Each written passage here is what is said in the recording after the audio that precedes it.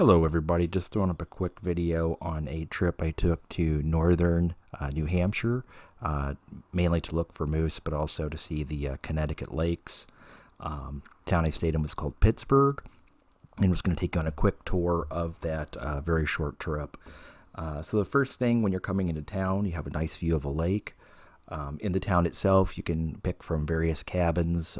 There's some hotel type establishments and campgrounds. I recommend Deer Mountain Campground, which is directly off of Route 3, only a few miles from the Canadian border. It's a nice place to stay.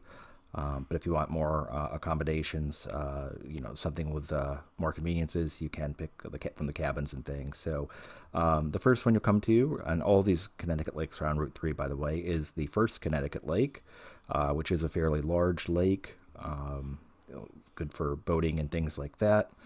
A little bit further up the road, you'll turn off and drive down a gravel road to the Second Connecticut Lake boat dock. Also along Route 3, directly you can see the spillway behind the Second Connecticut Lake.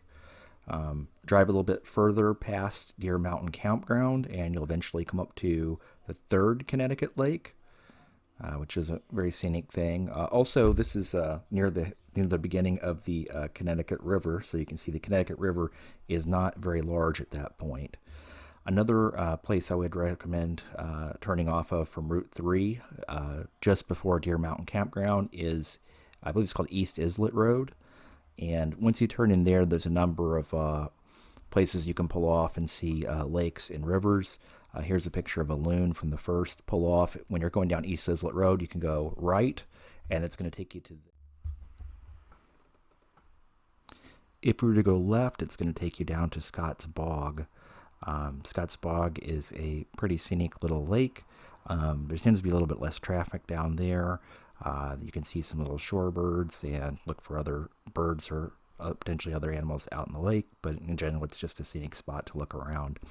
Also, while you're driving on the roads for East Islet Road, you'll probably see grouse running back and forth across the road. I only drove the road a few times, and I didn't even go very far. I just went a few miles in each direction, and I saw several grouse running back and forth across the road, including one that came out of the woods and put on a little display for me. Unfortunately, I wasn't able to catch that on video. Another place you can check out in the area off Route 3 is St. Francis State Park. On the way down there, there's some nice wildflowers you can see. Also at the lake itself, it's scenic. Looks like a good place to be canoeing or kayaking, but the campground there is a little more developed, and I think it attracts a few more people, so I wouldn't necessarily, I'm sure you can see wildlife down there, but it probably wouldn't be my first choice. I don't actually remember where this picture is from, but also, the sunsets are very scenic in the area, so be sure to check that out if you're bored. Night cruising, I saw a number of animals running across the road. Of course, there's moose, but also I saw some foxes and was able to take a short video of those. I'll show you here.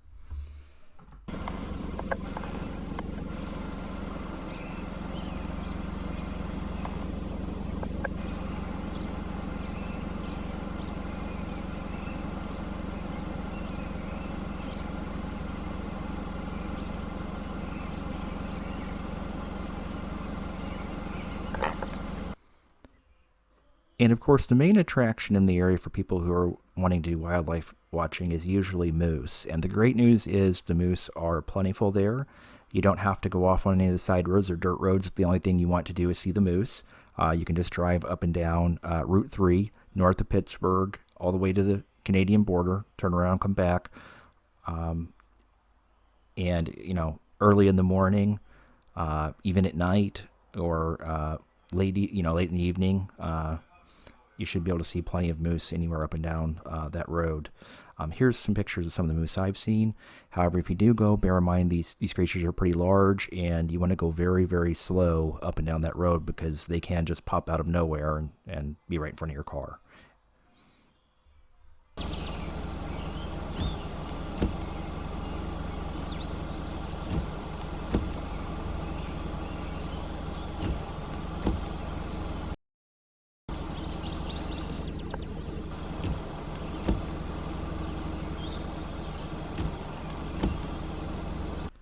Okay, the next place I want to talk about is the fourth Connecticut lake, which is actually pretty interesting. You have to park right at the U.S. border to access this hike.